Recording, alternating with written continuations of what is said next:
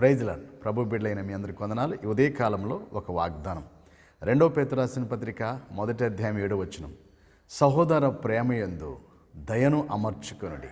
అవును దేవుని బిడ్డలారా, సహోదరుల మధ్య సహోదరీల మధ్య మరి ప్రేమ ఉండాలంటే దయను మనం అమర్చుకోవాలి. దయగల హృదయం మనం కలిగి ఉండాలి.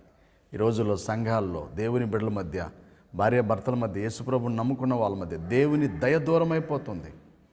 పరిశుద్ధ భక్తుడు ఒక పాట రాశాడు, రమేష్ అన్న గారు. దయగల హృదయుడవు నీ స్వాస్థ్యమును ఎన్నడు ఎడబాయవు, ఎడారిలో ఊటలను జలరాశులలో త్రోవను ఏర్పరచువాడవు, సర్వలోకము నీకు నమస్కరించి నిన్ను కొనియాడును, దయగల హృదయుడవు.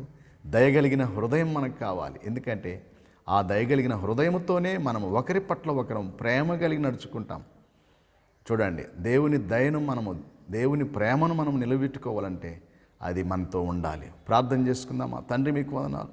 మీ దయను కలిగి సహోదర ప్రేమను నిలువరంగా నిలుపుకునే భాగ్యం దయచేయండి. సంఘాలలో, సేవలో, పరిచర్యలో, చేసే ఉద్యోగాల దగ్గర, వ్యాపారాల దగ్గర, వ్యవసాయాల దగ్గర, ప్రతి విషయంలో తండ్రి సహోదర ప్రేమను నిలువరముగా నివసింపనీయటానికి మేము దయను ఉంచుకోవడానికి సహాయం చేయమని చూస్తున్న నీ కుమారులు దేశ విదేశాల బిడ్డలందరినీ ఆశీర్వదించి వర్ధిల్ల చేసి నీ బిడ్డలుగా దయగలిగిన హృదయంతో నింపమని యేసు నామములో ప్రార్థించి పొందుకుంటున్నాం తండ్రి. ఆమేన్. దేవుని తోడైండుగాక. ఆమేన్.